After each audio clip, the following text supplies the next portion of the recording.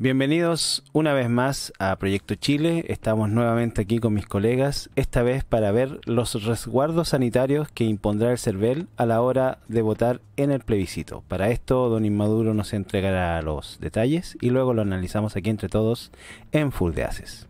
Una serie de medidas sanitarias y de seguridad serán implementadas durante el plebiscito, y esto podría alargar el proceso de votación casi al doble.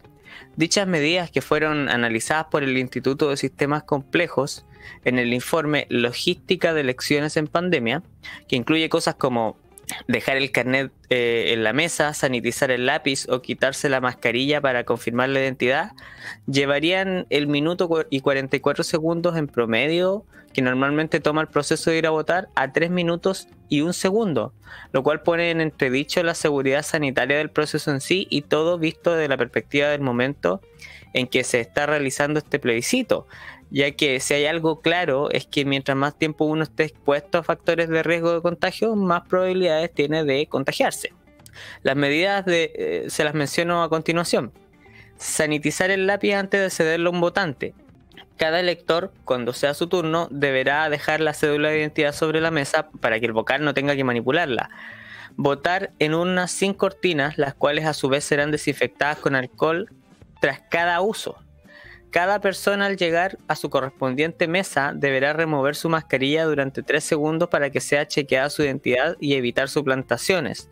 Mantener la distancia social, y además fue dictaminado que el aforo máximo de electores en los locales de votación se determinará multiplicando por 10 el número de mesas, es decir, en un colegio con 10 mesas, el aforo máximo será de 100 votantes simultáneos. También se sugiere que se tracen círculos u otros indicadores de distancia, tal como se ha hecho en locales o supermercados, aunque se acepta que en algunos minutos u horas en el local de votación será difícil mantener la distancia de 1 metro requerida para evitar los contagios. También se propone que cuando se alcance el nivel máximo de aforo en el local de votación, se bloquee temporalmente el ingreso de nuevos votantes al local. También se le recomendó al CERVEL establecer horarios preferenciales de votación basados en grupos etarios o transporte gratuito a ciertas horas del día, ya que esto podría generar que se produzca un flujo más o menos equitativo durante las 12 horas del proceso, evitando aglomeraciones. También se habla de implementarse la hora de transporte gratuito no debiese ser a la hora de mayor congestión de los locales. También se sugiere que las mesas debiesen constituirse temprano, lo que reduce la incertidumbre para asistir y proveer información en el tiempo real de la congestión en cada establecimiento. También serán implementados facilitadores electorales, ya que el CERVEL, tras la postulación de 170.000 interesados, definió las 150 vacantes, los cuales verificarán que los electores usen correctamente sus artículos de protección personal en todo momento, el distanciamiento social físico adecuado, que es a 1 metro en la fila de espera, y disponer de alcohol para rociar o gel para la desinfección de manos. Tanto los funcionarios facilitadores como los vocales de mesa estarán protegidos con escudos faciales y mascarillas KN95.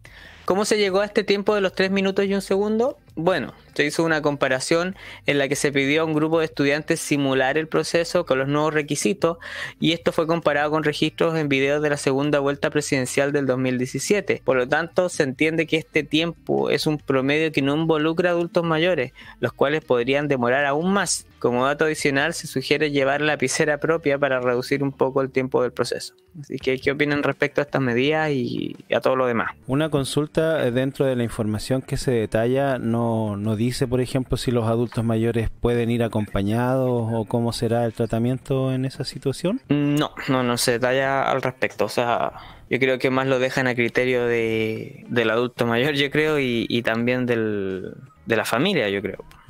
Pero no se detalla específicamente de qué edad, claro, digamos, tienen que ir acompañados. Claro, lo que pasa es que igual hay adultos mayores que necesitan apoyo, entonces por eso si la distancia es de 1 metro, ahí podríamos considerar que más de un adulto mayor, por ejemplo, podría estar acompañado de una segunda persona. Es un tema ahí complejo. Bueno, don Disidente, ¿sus comentarios? Bueno, yo en otras ocasiones también he hablado de este tema de que el plebiscito debería ser suspendido, ya que no están las condiciones sanitarias dadas para que todas las personas, absolutamente todos, puedan ir a votar, ya que se les va a prohibir la votación a las personas que están enfermas con COVID. Muchos ancianos no van a ir a votar por miedo a exponerse al contagio, que no está garantizado que en un sitio cerrado, y sobre todo con el flujo de gente que va a haber, las personas no se vayan a contagiar del coronavirus. Si bien es cierto que para la gran mayoría de las personas el coronavirus no le va a afectar mayormente su salud, simplemente va a ser una enfermedad pasajera, sabemos que los ancianos y personas con comorbilidades son personas de riesgo en este caso, y aquí debería haber primado ante todo el resguardo de la salud pública. No estuvieron, por ejemplo, donde vivo yo, casi 4 meses en cuarentena, y ni aún así disminuyeron los casos. Esto debería ser aplazado, postergarse nomás, y una vez que esté regularizado este tema, a través, qué sé yo, de la inmunización colectiva y todo el tema, y las personas vayan a sufragar como corresponde. Pero como hay un tema político candente y nadie tiene la voluntad de hacer lo correcto, simplemente están haciendo lo políticamente correcto, siguen insistiendo con este tema. Así es que siento yo que es una lástima que no se permita a la gente que tiene COVID vayan a votar, porque igual esa persona, si va con un antiparras, va con una mascarilla como corresponde, es muy bajo el riesgo que tenga de contagiar a otras personas, tomando las medidas sanitarias.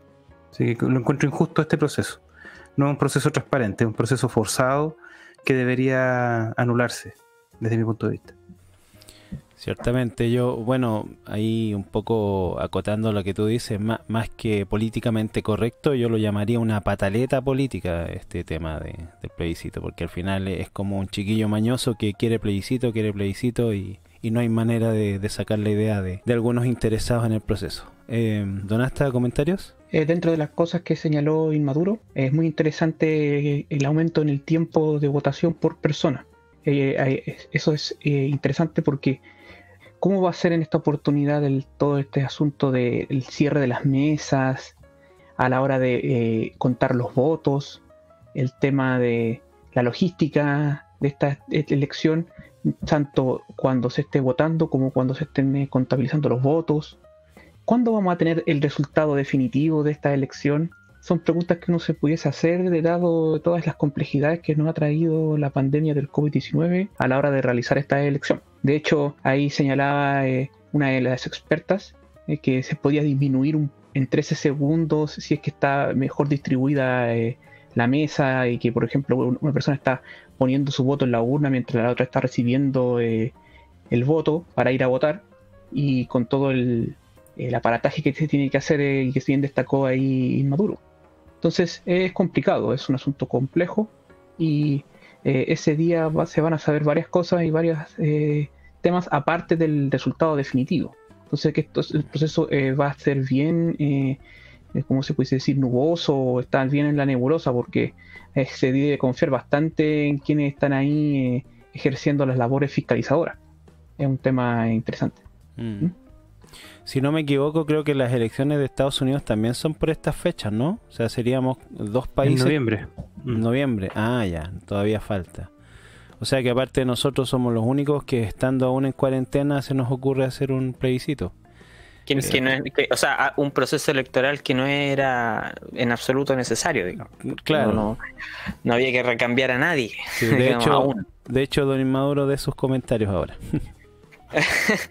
Yo iba a comentar que, bueno, junto con todo lo que han dicho, que estoy bastante de acuerdo, este es un proceso, como decía ahí, bastante nebuloso, decía Donasta, bastante poco transparente, y que se va a prestar, y muchos yo creo que van a usar estas mismas medidas sanitarias y el tema de la pandemia como excusa para alguna truculencia. No me extrañaría que eso fuera a ocurrir. Obviamente que esperamos que así no suceda, pero pienso que puede ocurrir. Y por otro lado, es curioso todas estas medidas que toman, porque, como les mencionaba, o sea, doblan la cantidad de tiempo que dura el proceso. Y eso tiene un efecto, porque doblan el tiempo que dura las filas, duran el tiempo que dura el votar en sí mismo, la espera y todo eso. Y junto con todas estas medidas sanitarias, al doblar el tiempo, como les decía, o sea, también se dobla el tiempo de exposición. Por ende, el tiempo de riesgo que uno tiene de contagiarse. O sea, es casi, yo encuentro que imposible tomar medidas que te puedan de alguna forma asegurar o mejorar las probabilidades en cuanto al contagio, mejorarla en el sentido de no contagiarse, obviamente. Pero estas mismas medidas involucran más tiempo y el estar más tiempo involucra más riesgo de contagio.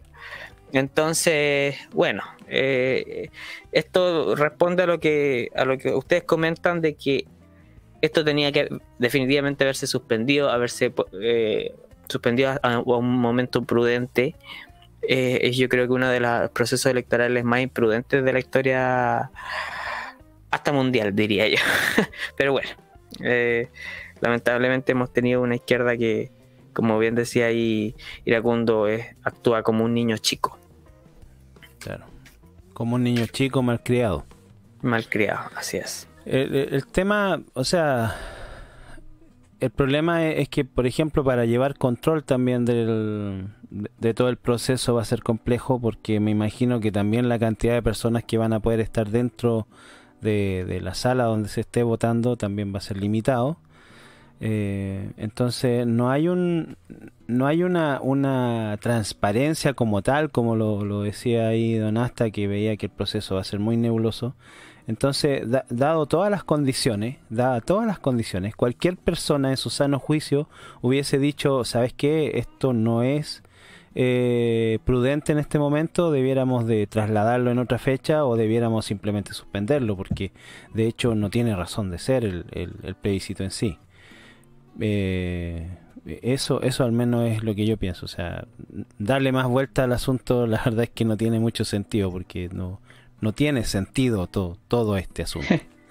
Mira, solamente quería señalar de que los países que han hecho elecciones durante la pandemia han sido Polonia, Francia, República Dominicana, Rusia y Corea del Sur, entre otros. Pero el asunto está con que cada uno de estos países ha tomado diferentes medidas y que no son para nada similares a lo que tenemos acá en nuestro país. Recordémonos, por ejemplo, que te pudiese decir que Estados Unidos, por ejemplo, tiene el voto por correo, que igual se puede prestar para suspicacias. Otras elecciones duraron más de un día. Entonces, como te digo, es difícil, es complicado. Claro. Y lo que pasa también es que en nuestro país hay un problema de confianza muy grande en todas las instituciones del Estado. Entonces, claro, en estas circunstancias de la pandemia se han agravado esas desconfianzas, y imagínate que pudiésemos haber hecho algo interesante que fuese innovador y que la cosa pudiese haber funcionado, pero de todas maneras iban a haber este tipo de suspicacias por las desconfianzas que hay. Entonces es difícil. Y por eso que era mejor, como señalan todos ustedes, que este proceso hubiese sido suspendido hasta que la cosa hubiese mejorado. Claro. El problema también es que tenemos un amplio sector que cree que todo esto es una pandemia. Entonces ahí hay una pelea que es prácticamente perdida. Don Disidente, Don Inmaduro, ¿algún comentario final? No por mi parte. Muy bien, entonces lo dejamos hasta ahí. Esto es Full de Haces por el canal Proyecto Chile. Suscríbase para más contenido como este.